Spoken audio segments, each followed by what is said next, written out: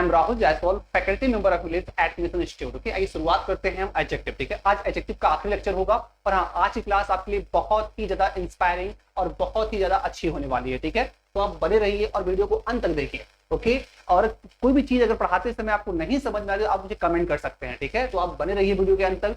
आज की क्लास बहुत ही ज्यादा इंटरेस्टिंग होने वाली है। आइए शुरुआत करते हैं कुछ बढ़िया फीचर्स, कुछ बढ़िया जो है एडजेक्टिव के कॉन्सेप्ट के साथ। ओके, आइए शुरुआत करते हैं बिना देरी के। तो हम लोग क्या पढ़ रहे थे? हम लोग पढ़ रहे थे एडजेक्टिव, राइट? हम लोग पढ़ रहे थे एडजेक्टिव। तो कल हमने क्या सीखा था कि अगर बाय द वे अगर एक एडजेक्टिव, ओके, अगर एक ही सेंटेंस में एक पॉजिटिव डिग्री का एडजेक्टिव यूज किया गया है तो आने वाला जितने भी एडजेक्टिव होंगे वो पॉजिटिव डिग्री में यूज किए जाएंगे। ओके, हम एक ही सेंटेंस में एक पॉजिटिव और एक कंपैरेटिव या एक कंपैरेटिव और एक सुपरलेटिव का यूज नहीं कर सकते। अगर बाय द वे सेंटेंस ऐसे लिखा जाए, Ram is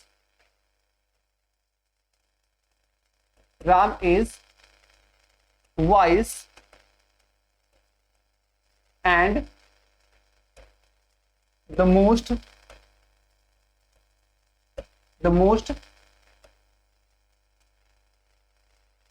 handsome boy in the class। तो अब आपका सेंटेंस गलत हो जाएगा। वजह क्या है? एक आपका पॉजिटिव डिग्री में है और एक क्या है? एक आपका सुपरलेटिव डिग्री में है। तो हमारा सेंटेंस क्या हो जाएगा? ए गलत हो जाएगा। आपको ए देखना होगा, अगर एक पॉजिटिव डिग्री में है तो दूसरा भी पॉजिटिव डिग्री में होगा, अगर एक कंपैरेटिव में है तो दूसरा भी कंपैरेटिव में होगा, अगर एक सुपरलेटिव में है तो दूसरा भी किस में होगा? दूसरा भी सुपरलेटिव में होगा। तो क्या हो जाएगा? इस सेंटेंस तो हमारा गलत हो गया। आपको लिखना होगा Ram is the wisest, Ram is the wisest and most handsome boy in the class।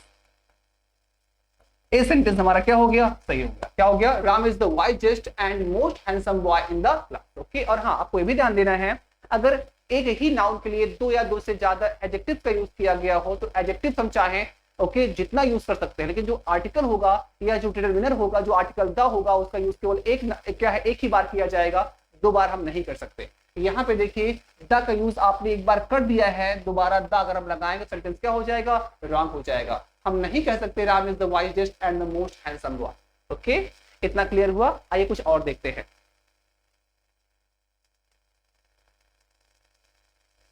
देखिए,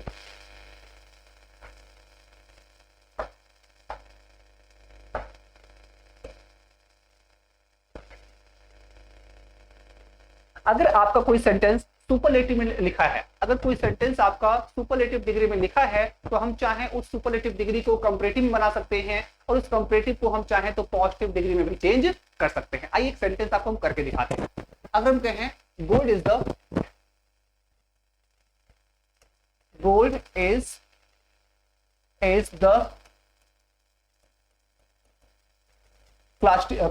costliest of all the metals, of all the metals। क्या लिखा हुआ है? Gold is the costliest of all the metals. ये क्या है? आपका सुपरलेटिव में है। ओके, इसका मतलब क्या है? सोना सारे धातुओं से महंगा होता है, सारे मेटल से महंगा होता है। इस सेंटेंस को हम चाहें तो कंपैरेटिव में भी चेंज कर सकते हैं और इस सेंटेंस को हम चाहें तो पॉजिटिव में भी चेंज कर सकते हैं। आइए शुरुआत पहले करते हैं कंपैरेटिव से। हम कह सकते हैं गोल्ड इज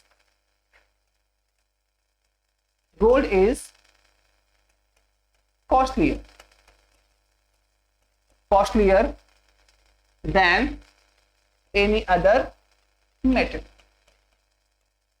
क्या हो जाएगा? Gold is costlier than any other metal. ए क्या बन गया? ए आपका बन गया कंपैरेटिव।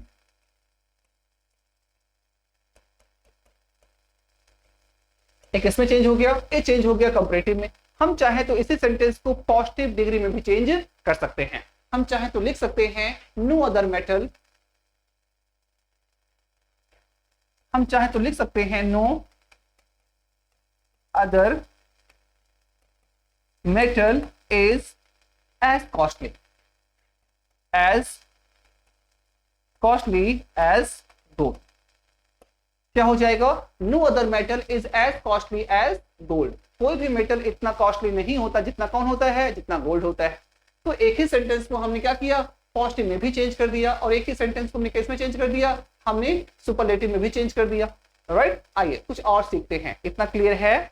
चलिए, तो आपको ये समझ में आया कि एक सेंटेंस को सुपरलेटिव में लिखा गया है तो एज पर द नीड उसे हम पॉजिटिव में भी चेंज कर सकते हैं, और उसे हम सुपर और क्या है, और उसे हम कंपैरेटिव में भी चेंज कर सकते हैं। जैसे एक सेंटेंस हम लिख देते हैं,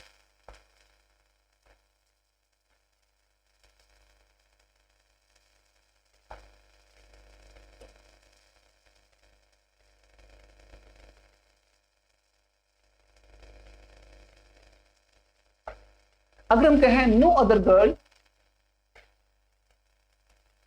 no other girl in your class, no other girl in your class is as intelligent, no other girl in your class is as intelligent as Prabha, as Prabha। Sentence क्या लिखा है, no other girl in your class is as intelligent as Prabha. Okay, आपके class में कोई भी अन्य लड़की इतनी समझदार नहीं है जितना कि क्या है, प्रभा है। इसका मतलब क्या है, प्रभा क्लास के अन्य लड़कियों से ज्यादा समझदार है। तो इसको हम आराम से कंपैरेटिव और हम चाहें तो सुपरलेटिव में बना सकते हैं, और बिना किसी परिवर्तन के। ओके, इन्हें हम कंपैरेटिव में और सुपरलेटिव में चेंज भी कर लेंगे और इनके मीनिंग में कोई चेंजेस नहीं होगा। और इसे ही इंग्लिश में कहा जाता है ट्रांसफॉर्मेशन। आपने इंटर में अगर पढ़ा होगा तो उसमें ट्रांसफॉर्मेशन पढ़ाया जाता है। ओके, अफर्मेटिव को निगेटिव, निगेटिव को इंट्रोगेटिव में चेंज तो कर लिया जाता है, लेकिन उनके मीनिंग में कोई चेंज नहीं होता। समटाइम्स ऐसे क्वेश्चंस एग्जाम में पूछ लिए जाते हैं। ओके, तो हमें इनका तरीका पता होना चाहिए। राइट, आइए इसको इस सेंटेंस को हम चेंज करते हैं कंपैरेटिव में। तो हम कह सकते हैं okay, Prabha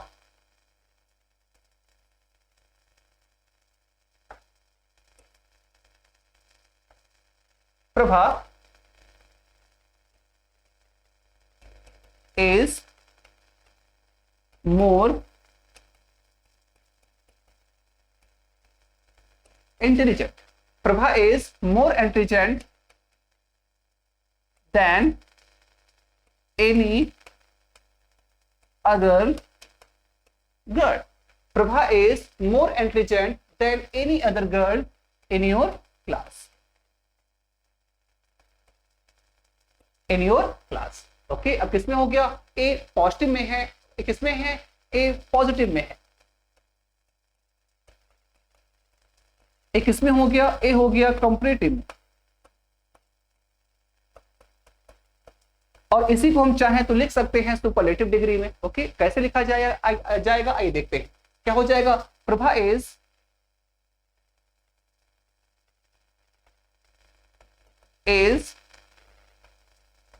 the most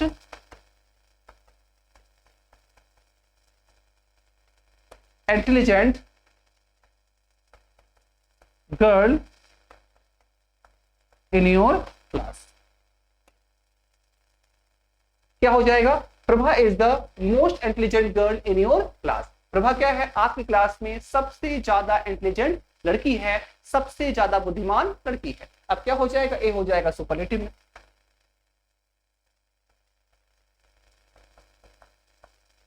right, तो एक ही सेंटेंस को हमने पॉजिटिव में, कंपैरेटिव में और सुपरलेटिव में क्या कर दिया, चेंज कर दिया। ओके, बातें आई होप समझ में आई होगी। आइए कुछ और एडवांस कॉन्सेप्ट को हम सीखते हैं। ठीक है, देखिए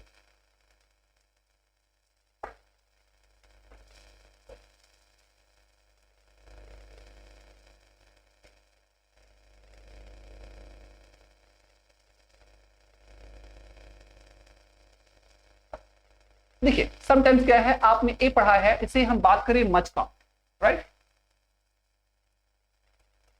मच क्या है, मच आपका पॉजिटिव डिग्री है। मोर क्या है, मोर आपका कंपैरेटिव डिग्री है। और मोस्ट क्या होता है, मोस्ट इसका सुपरलेटिव डिग्री भी होता है। राइट, अब जो मोर और मोस्ट आपकी मच की कंपैरेटिव और सुपरलेटिव डिग्री होती है, वैसे मेनी का भी होता है। मेनी क्या है,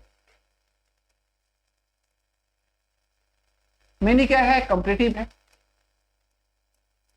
मोर क्या है, मेनी क्या है, पॉजिटिव है, मोर क्या है, कंपैरेटिव है, और मोस्ट क्या है, मोस्ट आपका सुपरलेटिव डिग्री है। ओके, तो आपने हमेशा ये पढ़ा है कि मोस्ट क्या होता है, मोस्ट सुपरलेटिव डिग्री होता है, ऐसा नहीं है। समटाइम्स क्या होता है, मोस्ट का मतलब वेरी भी होता है। तो आइए समझते हैं मोस्ट का यूज कब पॉजिटिव डिग्री में किया जाता है और मोस्ट का यूज कब सुपरलेटिव डिग्री में किया जाता है, क्योंकि यहां से एग्जाम में कई बार क्वेश्चन आए हैं, अगर आपने सही से नहीं समझा है तो हर बार आप गलती करोगे। ओके, आइए समझते हैं।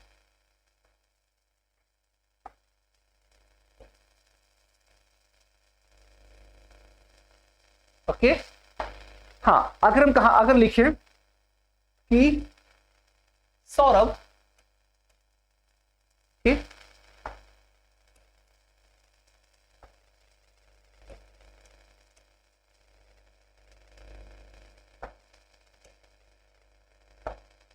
Saurabh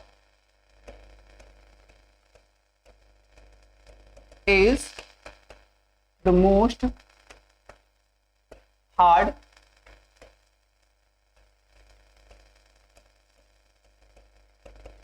working boy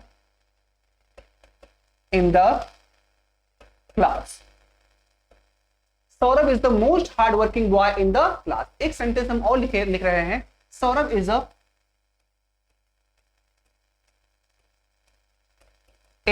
a most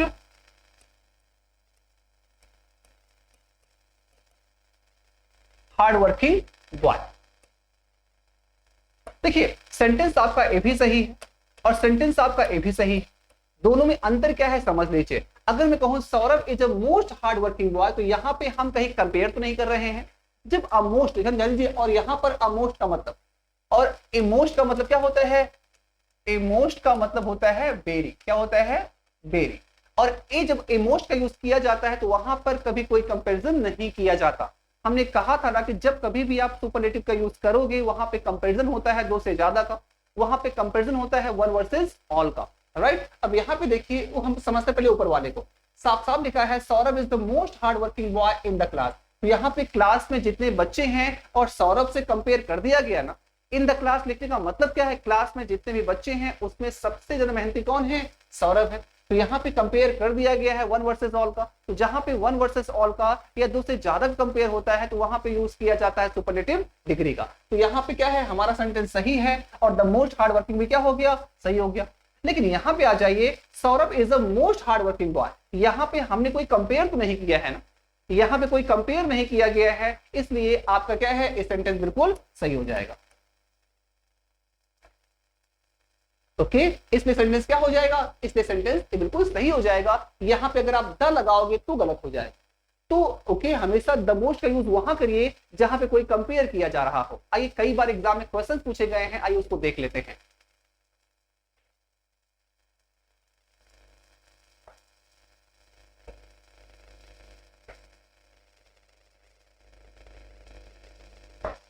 एक एग्जाम में सवाल आया है, this is a most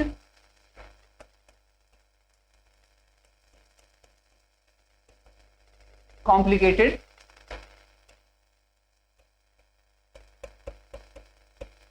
question that you are going to solve. Okay, और इसे बांट दिया गया था, ए पार्ट है, ए बी पार्ट है, और ये क्या है, सी पार्ट है। आखिरी क्या हो जाएगा, आखिरी हो जाएगा नोएडा। क्या लिखा हुआ है, this is the most complicated question that you are going to solve. ये सबसे ज्यादा कॉम्प्लिकेटेड सवाल है जिसको आप सॉल्व करने जा रहे हो। ध्यान दीजिए, यहाँ पे कोई कंपेयर तो नहीं किया गया है, तो जहां पर कोई कंपेयर नहीं किया जाता उसे हम क्या करते हैं, अब उसे हम मानते हैं पॉजिटिव डिग्री, और पॉजिटिव डिग्री में ए मोस्ट का यूज किया जाता है। तो अगर देखा जाए तो सेंटेंस क्या है, नो एरर है। और ये आपके एग्जाम में पूछा गया सवाल है।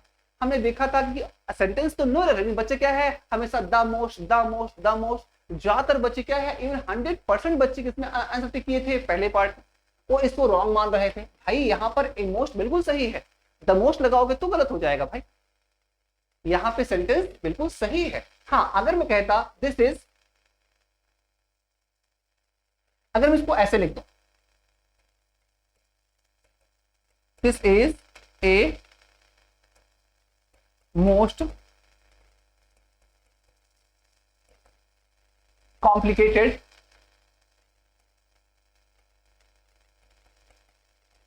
क्वेश्चन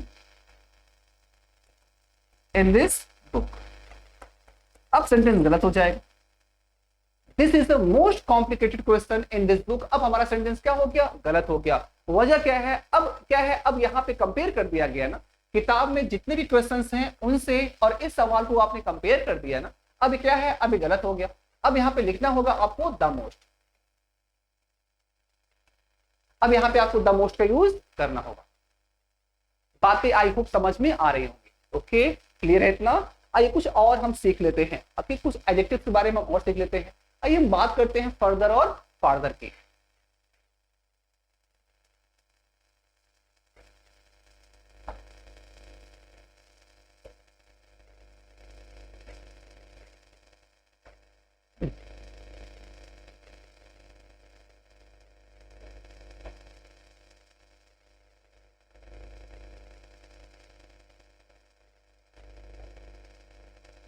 चलिए, use of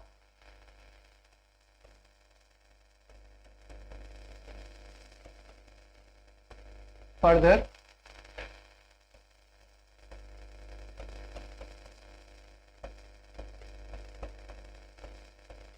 further, right, use of, ये गलत हो गया।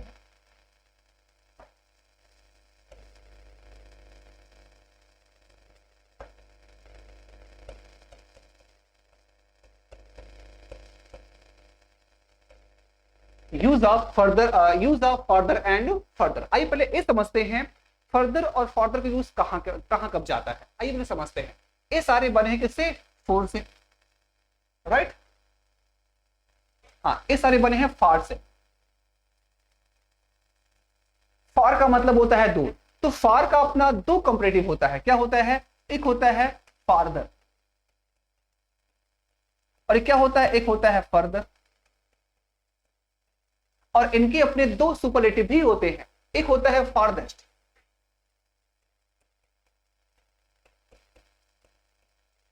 और एक होता है फर्दर मोस्ट।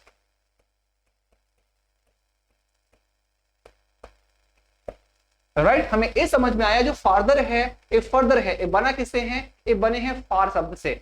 फार का मतलब होता है दूर, तो फार का अपना दो कंपैरेटिव होता है, दो सुपरलेटिव होता है। ओके, दो कंपैरेटिव क्या हो गया, फार्दर हो गया और फर्दर हो गया। इसका दो हो गया सुपरलेटिव, क्या हो गया, फार्देस्ट हो गया और फर्दर मोस्ट हो गया। हमें ये समझना है इन दोनों के बीच अंतर क्या होता है। आइए इसको हम one by one written form में समझ लेते हैं, ठीक है। आई होप क्लासेस आपको अच्छी लग रही होंगी, ठीक है। चलिए,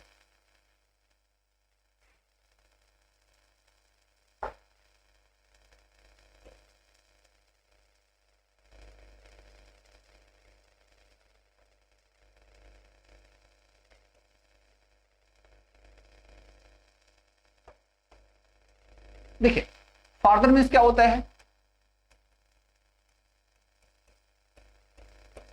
ए हमेशा डिस्टेंस की बात करता है, क्या करता है, ए डिस्टेंस की बात करता है, और डिस्टेंस को हिंदी में कहा जाता है दूरी। ए दूरी की बात करता है, जबकि जो फर्दर होता है ये क्या होता है, ये हमेशा एडिशनल की बात करता है। फर्दर इसका मतलब होता है एडिशनल,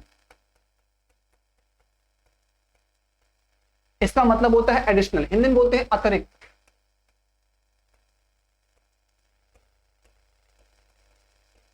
क्या होता है, हिंदी में इसका मतलब होता है अतिरिक्त। अब इन्हें सेंटेंस में कैसे यूज किया जाता है, ओके, तो पहले फर्दर डिस्टेंस के सेंस में यूज किया जाता है, और फर्दर एडिशनल या अतिरिक्त के सेंस में यूज किया जाता है, राइट। आइए एग्जांपल से समझेंगे तो हम ज्यादा समझा पाएंगे और आप समझ पाओगे, ठीक है। जैसे हम कहें कानपुर के अपेक्षा आगरा से मुंबई ज्यादा दूर है, समझो पहले, कानपुर के अपेक्षा आगरा से मुंबई ज्यादा दूर है, तो यहाँ पे दूरी की बात हो रही है, तो जहां पर दूरी की बात होगी वहां पे आप फार्दर का यूज करेंगे। एग्जांपल देख लीजिए, आगरा की अपेक्षा कानपुर से मुंबई ज्यादा दूर है, तो क्या हो जाएगा? Mumbai is farther from Kanpur than Agra. Agra की अपेक्षा कानपुर से मुंबई ज्यादा दूर है। अब देखो यहां पे बात किसकी हो रही है? यहां पे बात हो रही है किसकी? दूरी की। जब बात दूरी की होती है तो वहां पर फार्दर का यूज कर दिया जाता है, लेकिन जहां पर बात हो एडिशनल की वहां पे आप फर्दर का यूज करिए, वहां फार्दर का यूज मत करिए। सिम कहें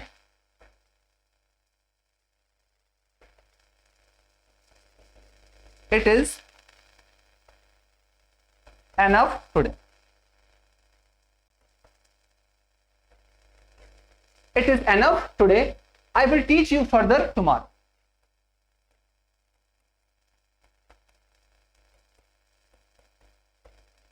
I will teach you further tomorrow.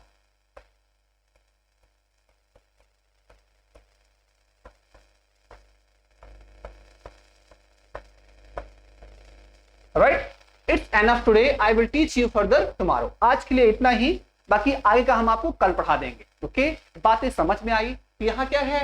यहाँ पर बातें की रही, यहाँ पे बातें हो रही हैं एडिशनल की, यहाँ पे बातें हो रही हैं अतिरिक्त की। जहां पे बातें अतिरिक्त की हो, जहां पे बातें एडिशनल की हो, वहां पे आप यूज करोगे फर्दर, और जहां पर बातें डिस्टेंस की हो वहां पे यूज करोगे आप फार्दर। आइए कुछ एग्जांपल्स और देख लेते हैं।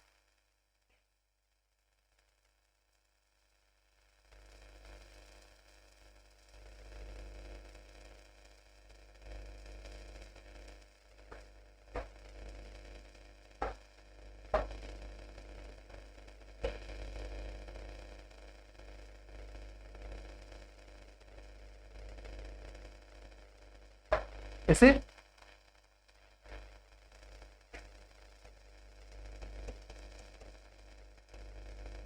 without saying anything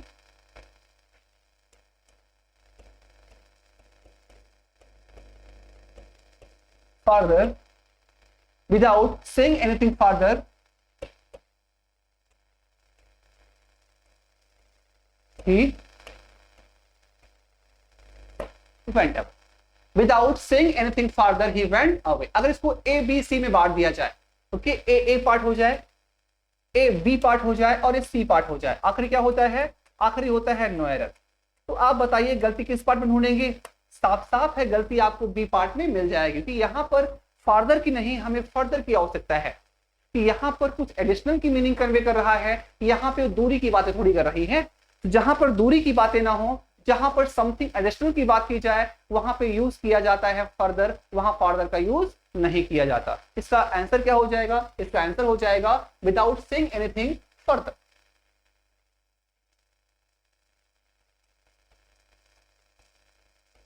without saying anything further,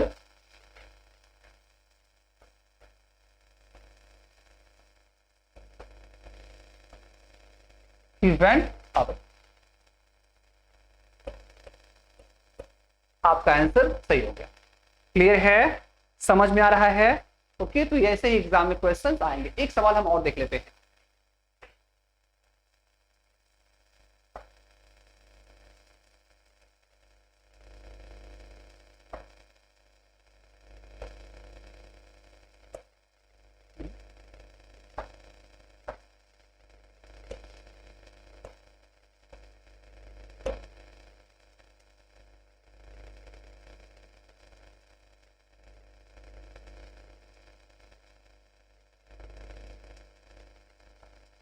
जैसे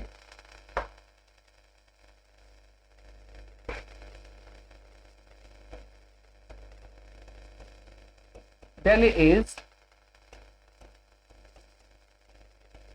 further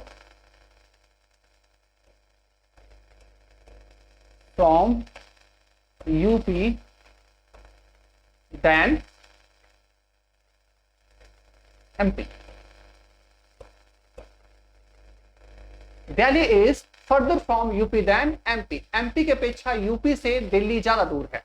अगर मैं इस सेंटेंस को करेक्ट करूं, इसे ए पार्ट मान लिया जाए, इसे बी पार्ट मान लिया जाए और इसे सी पार्ट मान लिया जाए, आखिरी क्या हो जाए?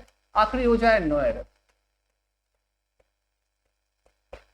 अब यहां पर हम करेक्शन कहां ढूंढेंगे भाई? तो डैम श्योर है. अब यहां पर बातें हो रही हैं डिस्टेंस की, अब बातें हम नहीं कर रहे हैं एडिशनल की. तो काम करिए, इस सेंटेंस गलत हो गया, इसको सही करना होगा तो हम ऐसे लिखेंगे.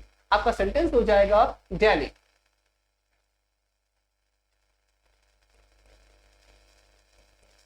Delhi is further from UP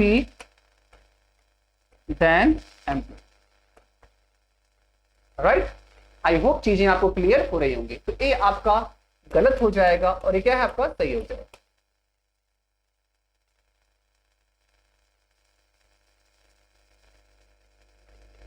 आइए आइए कुछ और हम कॉन्सेप्ट को सीखते हैं. ठीक है, बिना देरी किए हुए, बिना समय लूज किए हुए, आइए कुछ और कॉन्सेप्ट को हम सीख लेते हैं.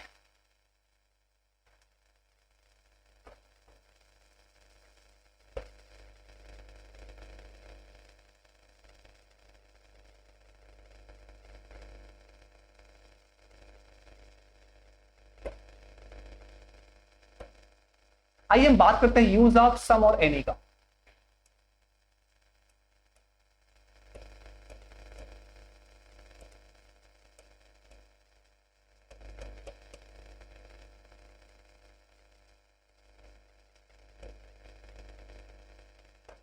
सम एंड इन. देखिए पहले ये समझना है, सम का यूज किया जाता है पॉजिटिव के सेंटेंस के साथ और एनी का यूज किया जाता है निगेटिव सेंटेंस के साथ. एक एग्जांपल देख लेते हैं. ओके, पहले हम उसको लिखवा देते हैं. सम का यूज किया जाता है पॉजिटिव के साथ. सम is used in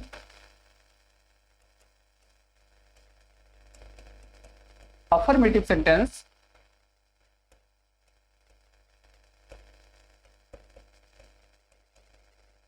while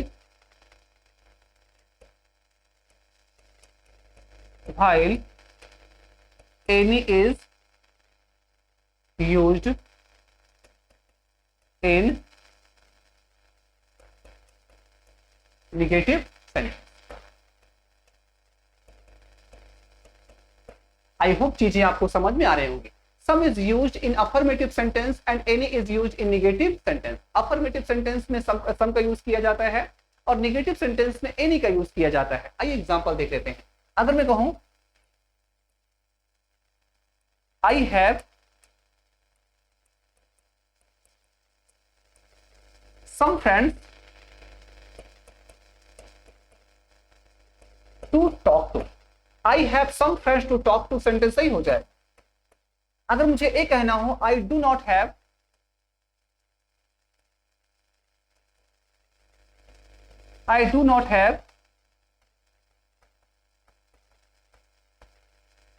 some friends to talk to. अब सेंटेंस गलत हो गया. इसके गलत होने की वजह क्या है? निगेटिव सेंटेंस में हमेशा यूज करिए एनी का, सम का यूज वहां पर गलत माना जाता है. इससे सही क्या हो जाएगा? आइए देख लेते हैं.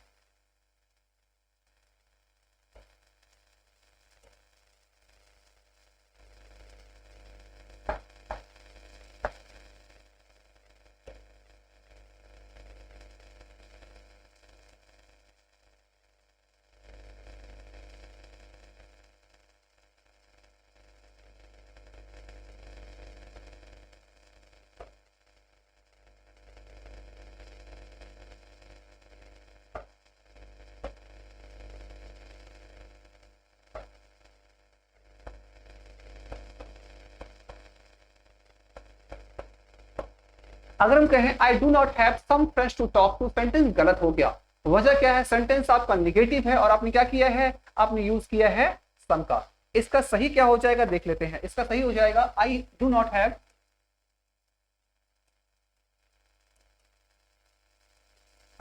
Have any friends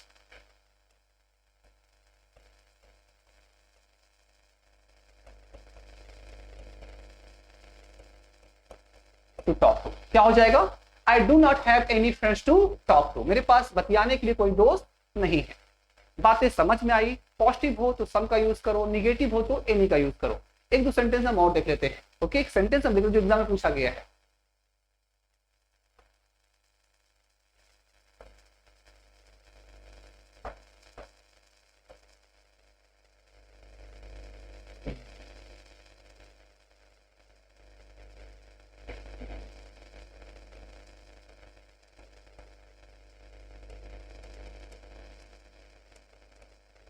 Anyone has not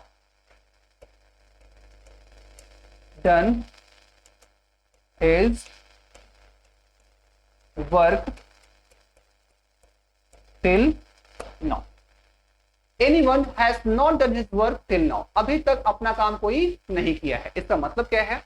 अभी तक अपना काम किसी ने नहीं किया है। सेंटेंस अगर देखा जाए देखो, आपको लिटरली यहां पर कोई दिक्कत नजर नहीं आ रही होगी, फिर भी सेंटेंस क्या है? गलत है। गलत क्यों है? आइए समझा देते हैं। ये सेंटेंस गलत है। देखिए, अगर सेंटेंस निगेटिव हो तो ध्यान दीजिए, सेंटेंस अगर निगेटिव हो तो एनी का यूज हमेशा नॉट के बाद कीजिए। आप एनी का यूज कभी आप नॉट के पहले मत कीजिए, क्योंकि आपको पता है any one plus not, any one plus not बराबर क्या हो जाता है? No one. तो आपको ये ध्यान रखना है, शुरुआत में सेंटेंस में एज सब्जेक्ट आपने एनीवन का यूज किया है और बाद में नॉट आया है, तो सेंटेंस गलत माना जाता है। एनीवन प्लस नॉट गलत माना जाता है। आप नो वन का यूज कर सकते हैं, एनीवन प्लस नॉट गलत हो जाता है। ये सेंटेंस तो गलत है, इसका सही हो जाएगा no one has done his work till now.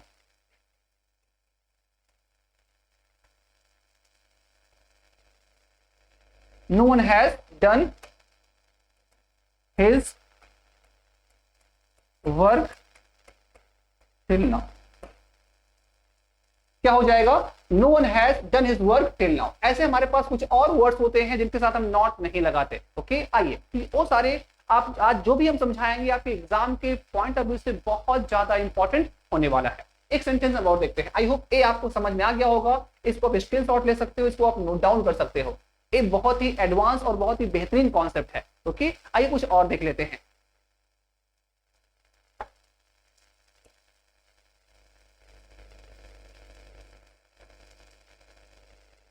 चलते हैं। Everyone has not attended the class today.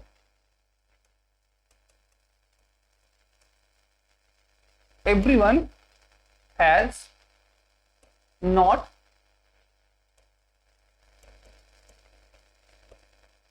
attended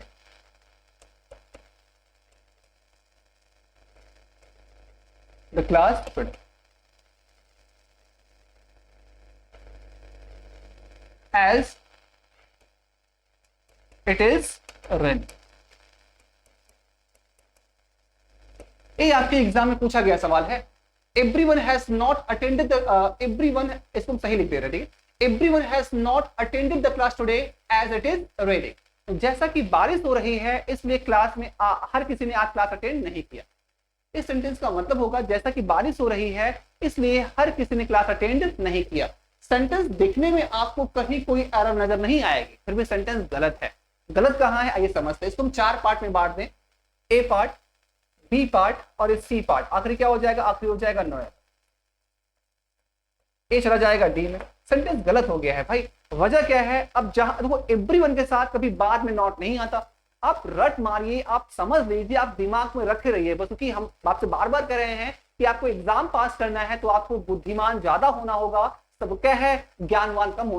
बुद्धिमान आपको समझिए, मतलब आपको नॉलेज के साथ साथ आपको अपने दिमाग को भी यूज करना होगा। Right, okay, to the point पढ़ाई करिए। आप एग्जाम में आपका एम क्या है? नौकरी पाना। तो चीजों को समझिए। एवरीवन के साथ हम नॉट का यूज नहीं कर सकते, तो अब कैसे लिखा जाएगा आइए ये देख लेते हैं। इसको करेक्ट, इसको सही कैसे किया जाएगा? तो आपको लिखना होगा not everyone, not everyone has attended, not everyone has attended the class, not everyone has attended the class today as it is rain. अब हमारा सेंटेंस क्या हो गया, सही हो गया. तो नॉट एवरीवन होता है, एवरीवन नॉट नहीं होता. ओके, एनीवन नॉट नहीं होता, नो वन हो जाता है, एवरीवन नॉट नहीं हो जाता, नॉट एवरीवन हो जाता है. तो ये सब आप दिमाग में रखिए. बातें समझ में आई? एक दो क्वेश्चन हम और देख लेते हैं. इसका क्या हो जाएगा, not everyone has attended the class today as it is raining. आइए एक दो सवाल हम और देखते हैं. ये बहुत एडवांस और बहुत ही इंपॉर्टेंट कॉन्सेप्ट है. आइए कुछ और देख लेते हैं.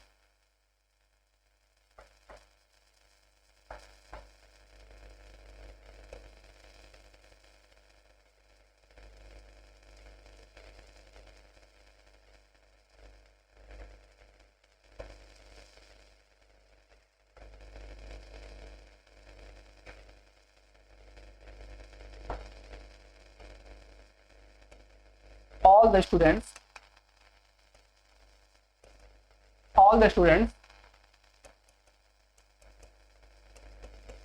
in the class have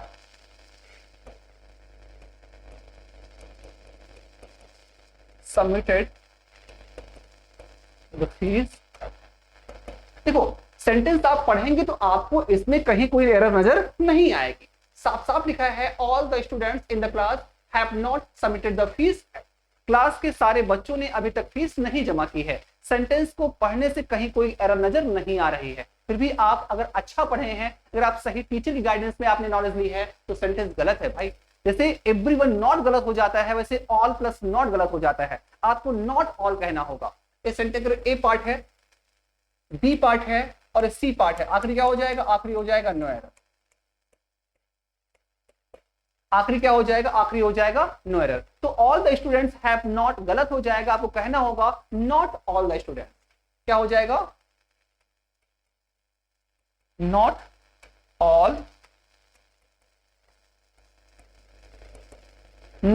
the students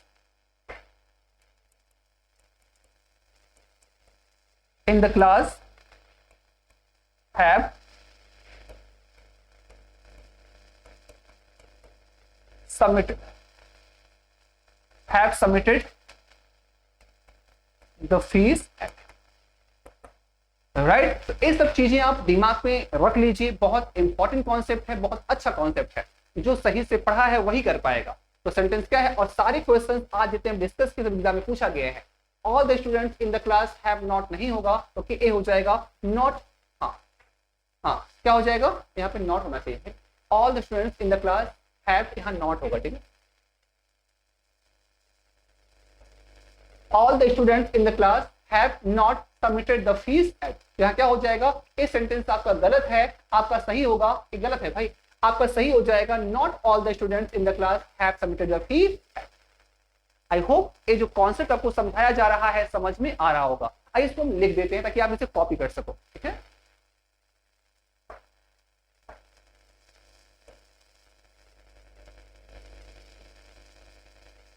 और इसे आप नोट डाउन भी कर सकते हैं. जैसे हम सब लिख दे रहे हैं जो पढ़ाए हैं. एवरीवन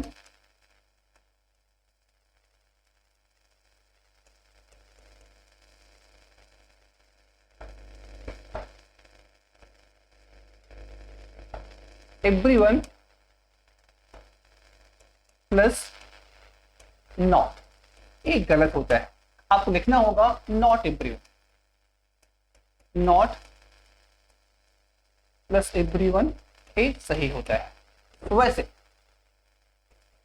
ऑल प्लस नॉट, ये गलत होता है. आपको लिखना होगा नॉट प्लस ऑल, ये सही होता है. वैसे एनीवन प्लस नॉट, ये गलत होता है. आपको लिखना होगा नो वन, ये सही होता है. इन सब चीजों को आप इसे आप कॉपी कर सकते हो. इसे आप ध्यान से समझिए, ये बहुत ही ज्यादा इंपॉर्टेंट कॉन्सेप्ट है. ओके, तो एवरीवन प्लस नॉट गलत होता है, नॉट एवरीवन सही होता है. ऑल प्लस नॉट गलत होता है, नॉट ऑल सही होता है. एनीवन प्लस नॉट गलत होता है, नो वन क्या होता है, सही होता है. ओके, सबके एग्जाम्पल भी हमने आपको समझाए. आइए एक दो कॉन्सेप्ट हम इंग्लिश में और हैं और हम उसको आपको सिखा देते हैं. ठीक है, जैसे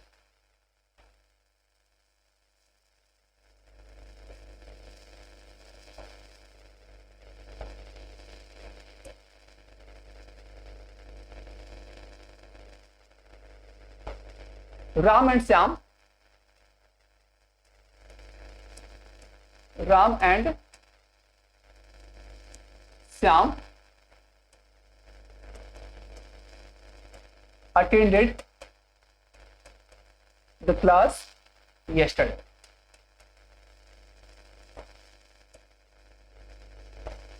Yesterday. Ram and Syam attended the class yesterday, but both of them have not come today. अच्छा सवाल है. ओके, जो पढ़ा रहेगा, जो मेहनत वही कर पाएगा. Ram and Shyam attended the class yesterday. Ram और श्याम ने कल तो क्लास अटेंड की थी, लेकिन उनमें से दोनों के दोनों आज नहीं आए हैं. Both of them have not come today. Okay, sentence अगर आप पढ़ोगे तो आपको कहीं कोई एरर नहीं नजर नहीं आएगी भाई, अगर आपने सही से नहीं पढ़ा है तो. ओके, इसको हम ABC बांट देते हैं. ए पार्ट है, ए बी पार्ट है, और ये क्या है, सी पार्ट है. आखिरी क्या हो जाएगा, आखिरी हो जाएगा नो एरर. देखिए सी पार्ट में दिक्कत है. सी पार्ट में दिक्कत क्या है, बोथ प्लस नॉट का यूज नहीं होता भाई. Both dot dot dot not का यूज गलत माना जाता है, या यूं कहें कि बोथ के साथ हम नॉट का यूज नहीं करते. ओके, जब अगर नॉट का यूज करना है तो नीदर के साथ होता है भाई. बोथ नॉट गलत हो जाता है, नीदर या यूं कहें नाइदर गलत सही हो जाता है.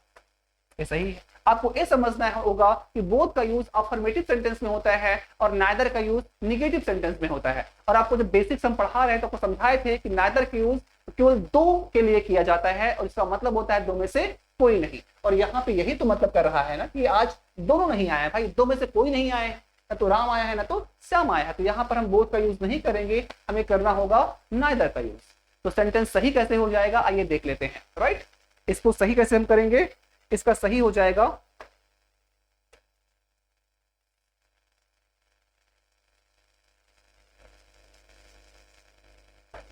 तो हम पूरा सेंटेंस लिख देते हैं. ठीक है, इसका सही होगा Ram and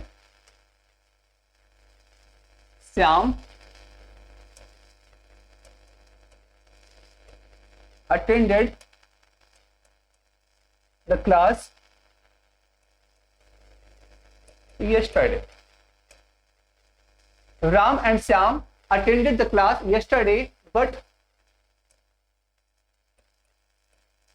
neither of them. इसको नीदर भी पढ़ा जाता है, इसको नाइदर भी पढ़ा जाता है, ईदर को आइदर भी पढ़ा जाता है, ईदर भी पढ़ा जाता है. You can pronounce it either way, आप चाहे जैसे प्रोनाउंस करिए, दोनों सही. राइट, तो Ram and Shyam attended the class yesterday but neither of them have. अब यहां पे हैज हो जाएगा बिकॉज नीदर हो, ईदर हो, ईच हो, एवरी हो, इसका यूज हमेशा सिंगुलर में किया जाता है. Right, but neither of them has attended the class. ये हमारा सेंटेंस क्या हो गया, सही हो गया. ओके, समझ में आया. आई होप चीजें आपको समझ में आ रही होंगी. आइए थोड़ा हम एक दो कॉन्सेप्ट और सीख लेते हैं. ईच और एवरी के बारे में थोड़ा सीख लेते हैं. ओके, आई थिंक आज की क्लास आपके लिए बहुत ज्यादा इंपॉर्टेंट है भाई. ये सब चीजें जल्दी बुक्स में नहीं लिखी रहती. राइट, आइए कुछ हम सीख लेते हैं ईच और एवरी के बारे में. और आज एडजेक्टिव्स खत्म हो जाएगा. ओके, और कल हम आपको करवाएंगे एक्सरसाइज. Alright, okay. अब उसके बाद हम क्या चलेंगे, आपका नाउन हो गया है, प्रोनाउन हो गया है, एडजेक्टिव हो गया है. इसके बाद पढ़ाएंगे वर्ब, वर्ब के बाद हम आएंगे एडवर्ब पर. ठीक है,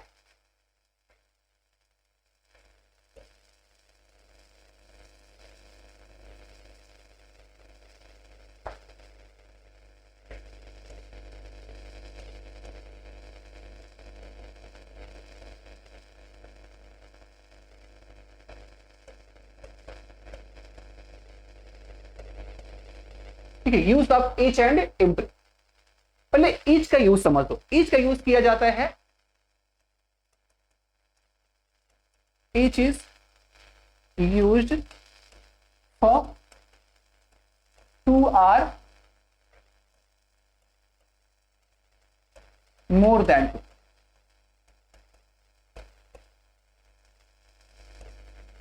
while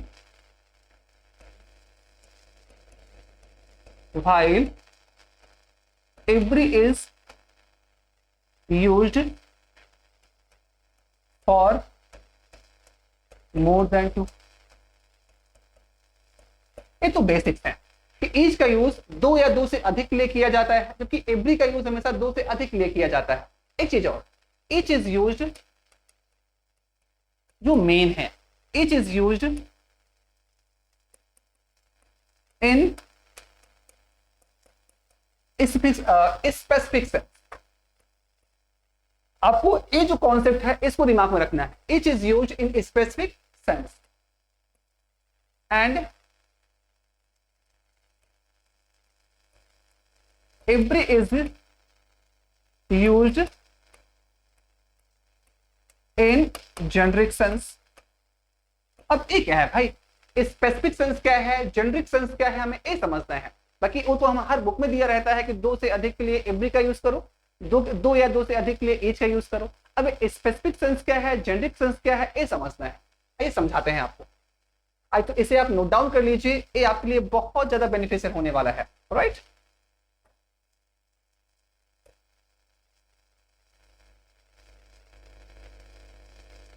जैसे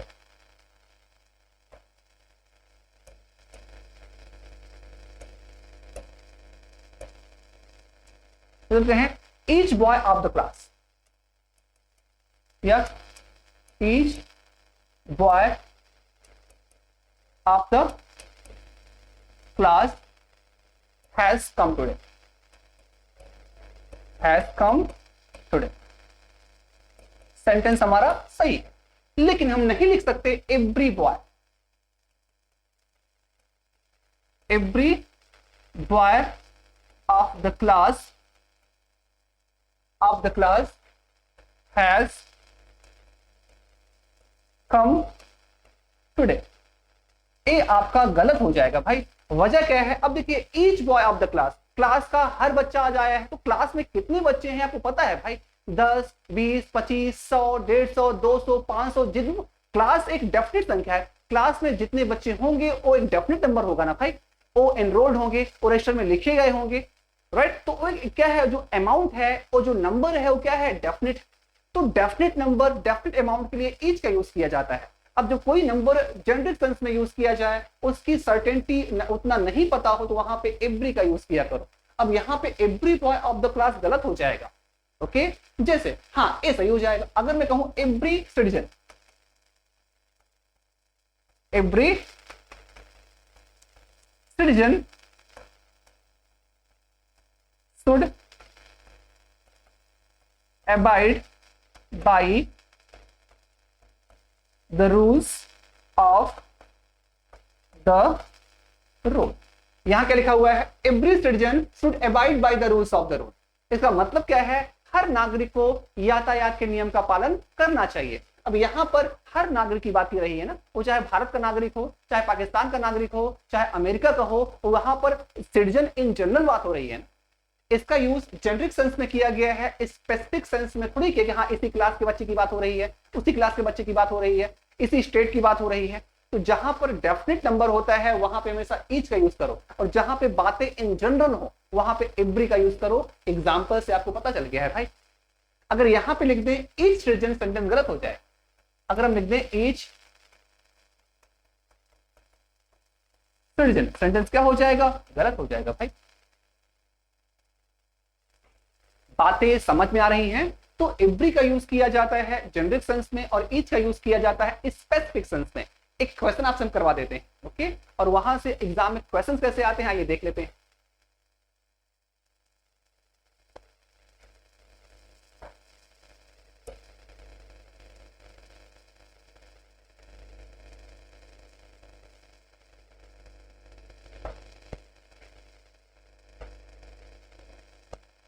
ओके, एग्जाम में प्रश्न कैसे आते हैं आइए देख लेते हैं। जैसे हम कहें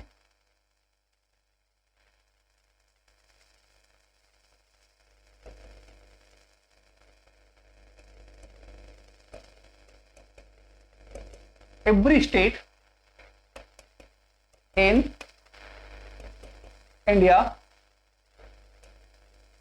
has its own CM and it's on power. Bharat में हर स्टेट के पास अपना सीएम होता है और उनके पास अपनी विशेष ताकतें भी होती है। सेंटेंस समझ में आ रहा है? ए पार्ट है, बी पार्ट है, सी पार्ट है, आखिरी क्या हो जाएगा? नो एरर हो जाएगा। राइट, क्या लिखा हुआ है? Every state in India has its own CM and its own power. Okay, Bharat में हर स्टेट के पास अपना खुद का सीएम होता है और उनके अपने पास खुद की पावर भी होती है। अब यहां सेंटेंस गलत हो गया है भाई, क्योंकि भारत में कितने स्टेट हैं आपको पता है ना? भारत में स्टेट अनगिनत तो नहीं है। ओके, हाँ, नागरिक दुनिया में अनगिनत हो सकते हैं, बहुत ज्यादा नागरिक हैं, उनका कोई रिकॉर्ड नहीं है कैलकुलेटेड, लेकिन यहाँ पे सीएम के भाई, यहाँ पे जो भारत में जितने राज्य हो तो गिने चुने हैं ना। अब यहाँ पर एवरी स्टेट गलत हो जाएगा। ओके, अगर मैं ए बी सी करूं, क्या है गलती? ए पार्ट में है। यहां पर एवरी हटाइए, क्या लगाइए? यहाँ पे ईच लिखिए भाई। आपको लिखना होगा each state in India has its own CM and its own power. इस राज्य के क्या है? भारत में हर राज्य के पास अपने खुद के सीएम होते हैं और क्या होते हैं? सबका अपना अलग अधिकार होता है। सबके पास क्या हो? सबके पास अपनी अपनी ताकतें होती है। बातें समझ में आया? आई होप चीजें आपको समझ में आ रही होंगी और क्लासेस आपको अच्छी भी लग रही होंगी। ओके, आइए कुछ और देख लेते हैं। इतना क्लियर हुआ? हाँ, कुछ हमारे पास ऐसे वर्ड्स होते हैं जहां पर हम हमेशा एवरी का यूज करते हैं, वहां पर ईच का यूज नहीं किया जाता। वो शब्द कौन कौन से होते हैं आइए देख लेते हैं। जैसे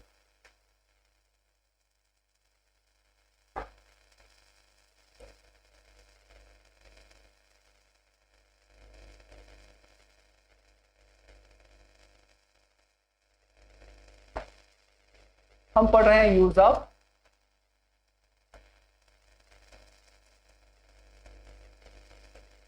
ईच एंड एवरी। जैसे अगर ऑलमोस्ट का यूज किया गया,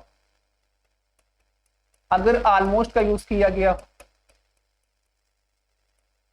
नियरली का यूज किया गया हो, अबाउट का यूज किया गया हो,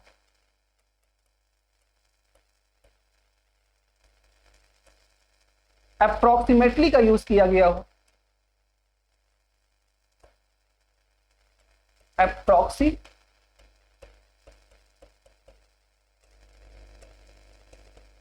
अप्रोक्सीमेटली का यूज किया गया हो, ऑलमोस्ट हो, नियरली हो, अबाउट हो, अप्रोक्सीमेटली का यूज किया गया हो, तो इनके साथ हमेशा ईच क्या है? इनके साथ हमेशा एवरी का यूज किया जाता है। नीचे अगर सेंटेंस में ऑलमोस्ट आया हो, नियरली आया हो, अबाउट आया हो, अप्रोक्सीमेटली आया हो, तो इनके साथ एवरी का यूज करिए, इनके साथ ईच का यूज मत करिए। जैसे कहें almost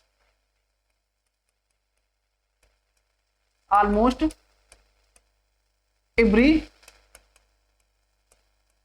student in the class has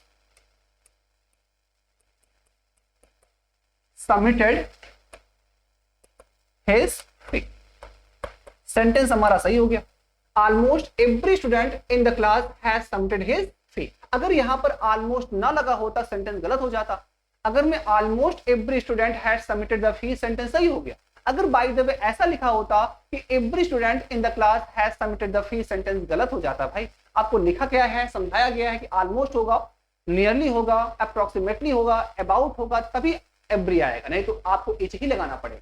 okay, I hope चीजें आपको समझ में आ रही होंगी। तो आज के लिए इतना ही। ओके, आई होप वीडियो आपको जरूर अच्छी लगी होगी। क्लास को आप पूरा देखिए और चीजें आपको जहां नहीं समझ में आए आप हमें कमेंट भी कर सकते हैं। और ओके, वीडियो को पूरा, अगर वीडियो अच्छी लगी हो तो आप लाइक करिए और हमारे चैनल को आप सब्सक्राइब जरूर करिएगा। राइट, ओके, और हाँ, बेल आइकन जरूर दबाइए ताकि वीडियो की पूरी नोटिफिकेशन आपको बराबर मिलती रहे। ऑलराइट, तो आज के लिए इतना ही। मिलते हैं नेक्स्ट लेक्चर में। ओके, कल, बाय, टेक केयर।